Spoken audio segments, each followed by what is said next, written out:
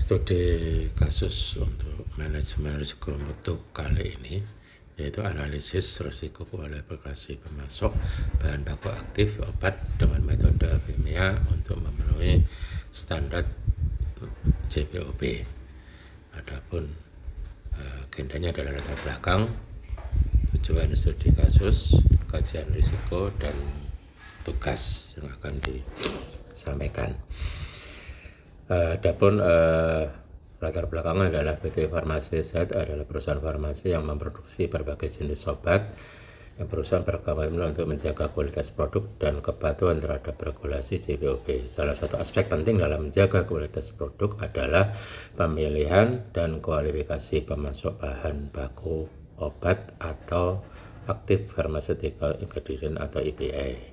Tujuan studi kasus adalah mengidentifikasi batas kegagalan, kemudian menganalisis dampak atau efek dari setiap kegagalan pada kualitas produk dan kepatuhan JPOB, menentukan tingkat keparahan, severity, kemungkinan terjadinya occurrence, dan kemampuan deteksi dari setiap kegagalan, menghitung risk priority number atau VRN untuk mempertahankan tindakan perbaikan dan menyusun tindakan perbaikan untuk mengurangi risiko.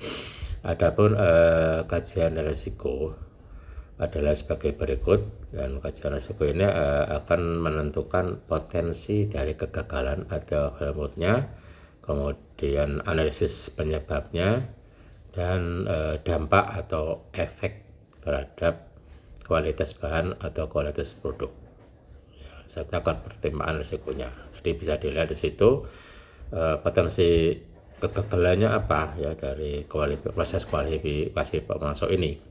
Kemudian analisis penyebabnya apa, ya disebabkan oleh apa, kemudian dampak ya atau efek daripada potensi kegagalan tersebut apa, itu bisa dilihat di slide kajian risiko ini. Kemudian fakta-fakta keadaan yang ada itu di slide analisa risiko ini ya. Di situ ada kelihatan fakta severity ya, tingkat keparahannya, kemudian fakta atau kondisi occurrence-nya, dan kemampuan mendeteksinya. Ya, di sini nanti dipakai untuk melakukan penilaian risiko. Ya, risiko dibandingkan terhadap kriteria evaluasi risiko sesuai tabel yang ada ini. Ya, bisa dilihat itu skala 1 sampai 10.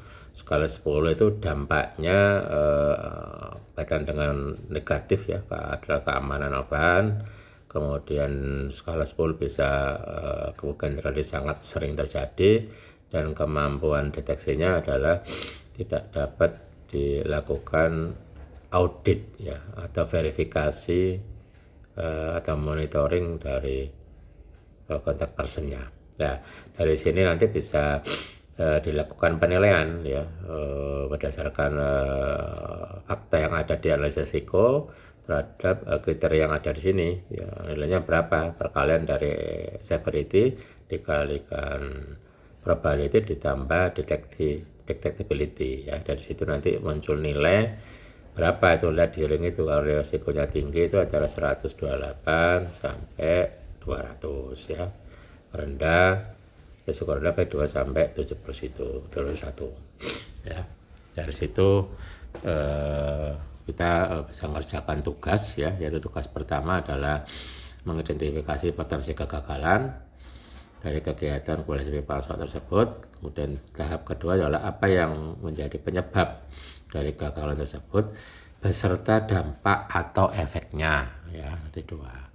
Kemudian yang tugas yang ketiga adalah melakukan penilaian risiko ya terhadap severity-nya, kemampuan deteksi, dan kemungkinan terjadinya untuk menentukan apakah risiko tinggi, risiko sedang, maupun risiko rendah.